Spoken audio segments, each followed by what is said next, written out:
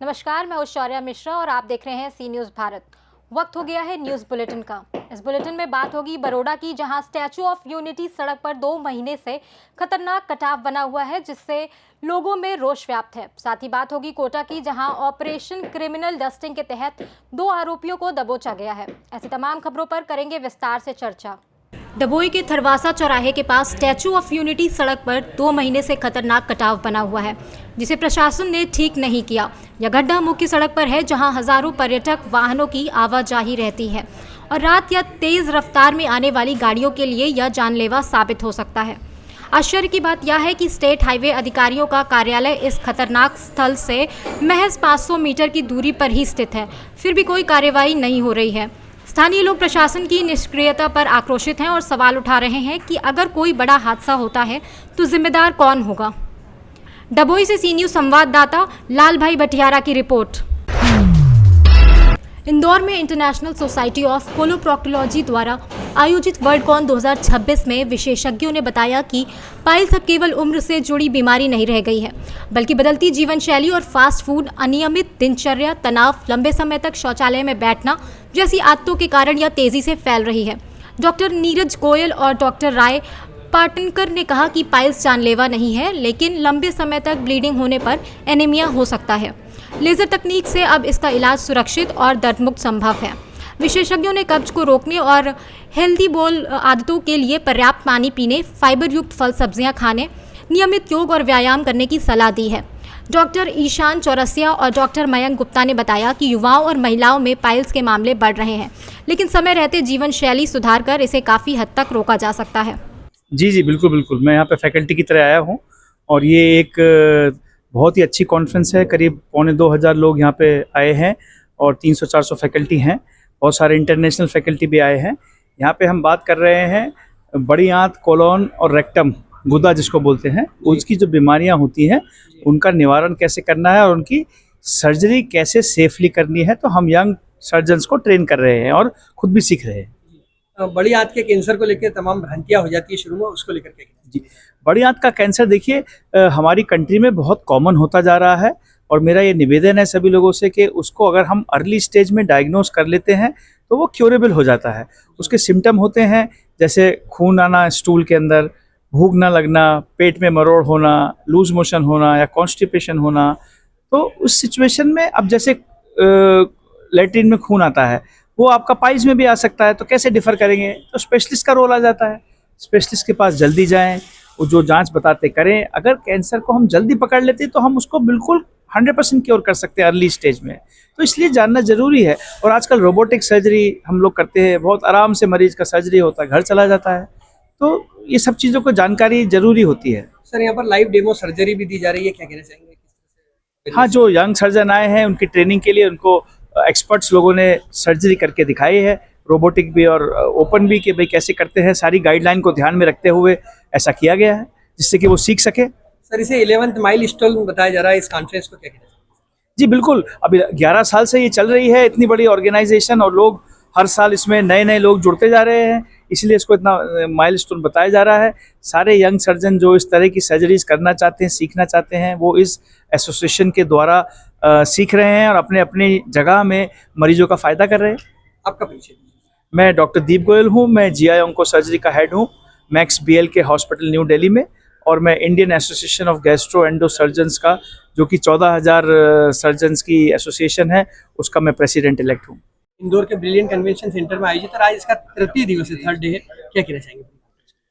सबसे पहले तो मैं सभी डॉक्टर्स जो आए हैं उनका आभार प्रकट करना चाहूँगा, जो कि पूरे हिंदुस्तान से और विश्व से आए हैं। इसके लिए लगभग 1400 लोग सर्जन्स यहाँ पे इस इंटरनेशनल कॉन्फ्रेंस में यहाँ एकत्रित हुए हैं।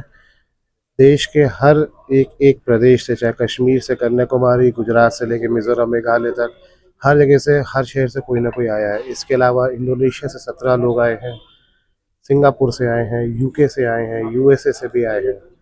तो ये एक बहुत ही अद्भुत मौका है हमारे प्रदेश, मध्य प्रदेश के लिए, कि इतनी बड़ी कॉन्फ्रेंस जो कोलोप्रोक्टोलॉजी में हुई है और इसमें इतने सारे लोगों की गैदरिंग हुई है। इसमें लगभग हमने पहली बार एक नया थीम अपनाया है कि लोग जो सर्जन्स जो फैकल्टीज़ आई हैं विभिन्न जगहों से वो सिर्फ अपने सर्जिकल वीडियोस प्रस्तुत कर रहे हैं, तो इससे और ज़्यादा इंटरेस्ट गैदर हुआ है यहाँ के जो बाकी डेलीगेट्स को देखने के लिए। आम जनता को किस तरह से इस कॉन्फ्रेंस का फायदा मिलेगा, क्योंकि इसे 11th माइलस्टोन बताया जा रहा है, क्या कहना चाहिए? इससे ये फ़ायदा मिलेगा कि मलद्वार का रास्ता जो जैसे बावासी, भगंदर, फिशुला, नासुर, इसको लोग छुपा के रखते थे या बीमारी बताते नहीं थे या डरते थे, या जैसे कहते हैं मलद्वार से खून गिर रहा है अक्सर, और कई चाहे वो पुरुष हो या महिला हो बोलते थे कि ये बीमारी वापस आ जाएगी, तकनीक नहीं है। तो मैं कहना चाहूँगा सभी से कि आम जनता से भी कि इस बीमारी का इलाज पूरी तरीके से उपलब्ध है, नई नई आधुनिक तकनीक उपलब्ध है, हर जगह उपलब्ध है। और इसका ये नहीं कि हम किसी भी प्रकार से ये वापस आ जाता है। गांव के में जो कुछ जो बंगाली डॉक्टर्स जैसे जो कहते हैं कि ये ऑपरेशन हो जाएगा, ये हो जाएगा, ऐसा नहीं है। चीज़ें बदल गई है, तकनीक बदल गई है, घबराए नहीं, आए, और इसका इलाज सब जगह से ले रहे डॉक्टर्स बैठे बड़ी हैं। आंत के कैंसर को लेकर भी यहाँ व्यापक चर्चा चल रही है, क्या कहना चाहिए? कैंसर एक ऐसी चीज़ है जिससे लोग घबराते हैं। मैं ये कहना चाहूँगा अब इससे घबराने की ज़रूरत नहीं है। इसके हर तरीके के विभिन्न इलाज सर्जिकल उपलब्ध है और सारे डॉक्टर्स इससे ट्रेंड है, ज्ञान है, तो इसका अवश्य मरीजों के भलाई के लिए ही ये सब शोध किया है, तो इसका भला होना चाहिए। सर, आम जनमानस जो है खाने पीने में किस तरह से परहेज रखे, क्या उनको खाना पीना चाहिए? देखिए, खाने में बदलाव तो आया है, पर हमें ध्यान रखना है कि हम एक नॉर्मल बैलेंस डाइट लें। मिर्च मसाला तीखा खाना नहीं खाएं, हरे पत्तेदार सब्जी का ज़्यादा सेवन करें, फल का सेवन करें, अधिक मात्रा पानी पिए। पानी तो सबसे अच्छी दवा है। मसालेदार खाना है जो आजकल तो उसको जितना अवॉइड कर सकते, घरेलू खाना पदार्थ को बढ़ाएं, तो चीज़ों पर काफ़ी सुधार आ आपका सकता है। परिचय दीजिए। मैं डॉक्टर ईशांत कुमार चौरसिया हूँ। मैं प्राध्यापक में विभाग अध्यक्ष हूँ, सुंदरलाल पटवा शासकीय चिकित्सा महाविद्यालय मंदसौर।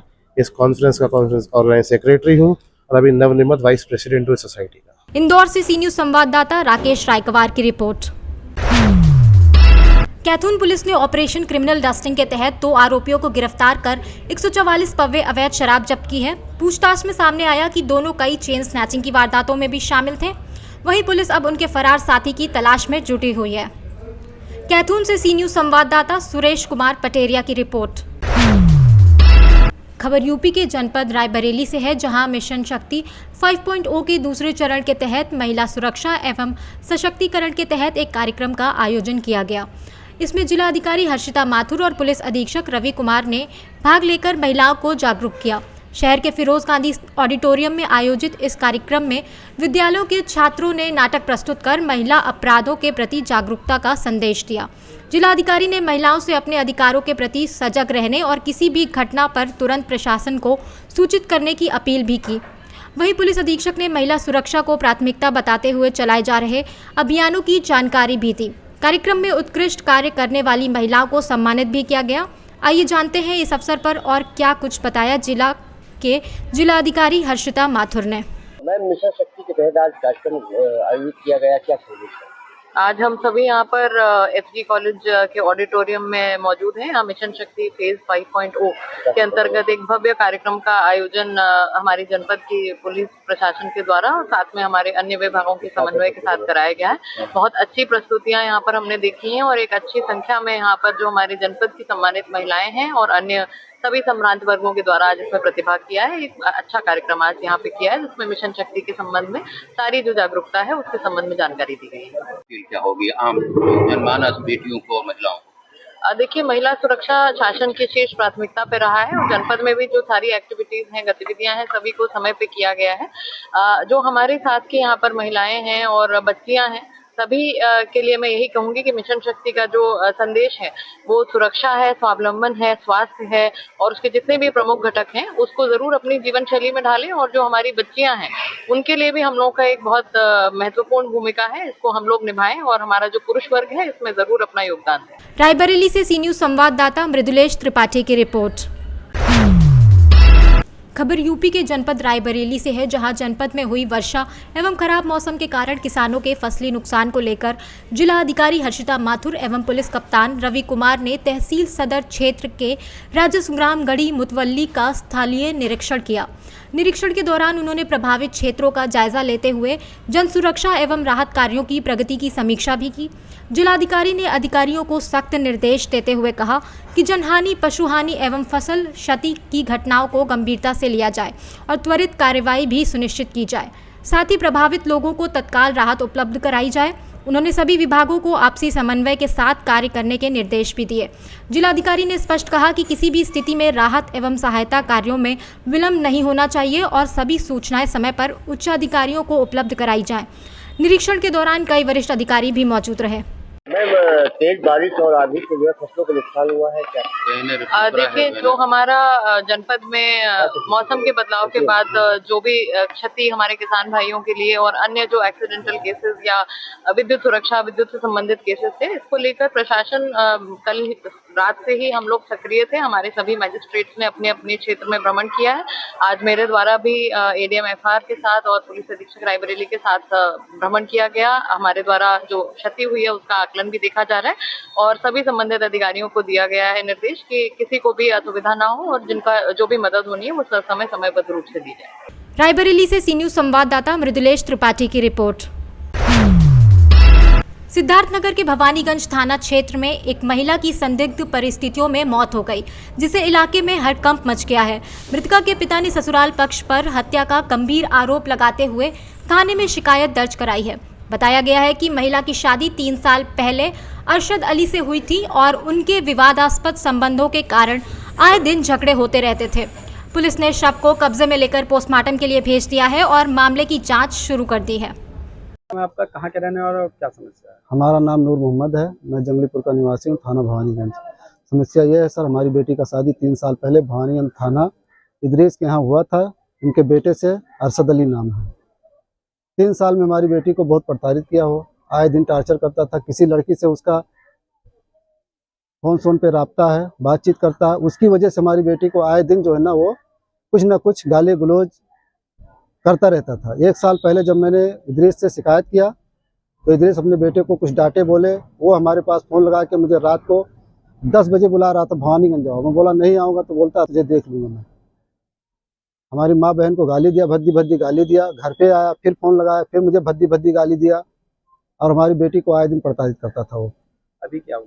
अभी रात में 2 बजे हमें इदरीस फ़ोन किए, बोले भैया घर आ जाओ। मैं समझा कोई बात होगा। मैं बोला भैया आप बताओ। हम उसी हिसाब से आए। वो नहीं बता रहे थे। बार बार मेरे पूछने पर उन्होंने इतना कहा कि शहजादी ने दवा खा लिया है।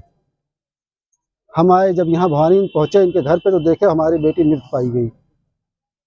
क्या लग रहा है आपको? हमें लग रहा है भैया इस पर जांच हो, उसका मर्डर हुआ है। क्या चाहते हैं आप? हम चाहते हैं इस पर जांच हो जाए। अगर वो दोषी है तो उसको सजा मिले, नहीं दोषी है तो उसको बरी कर दिया जाए। आपने कहीं इसकी शिकायत की? हमने थाने पे अभी एप्लीकेशन देकर आए हैं, थाना भवानीगंज में। सिद्धार्थनगर से सी न्यूज़ संवाददाता पंकज पांडे की रिपोर्ट। फिलहाल के लिए इस न्यूज़ बुलेटिन में बस इतना ही। देश और दुनिया की तमाम बड़ी खबरों के लिए बने रहिए सी न्यूज़ भारत के साथ।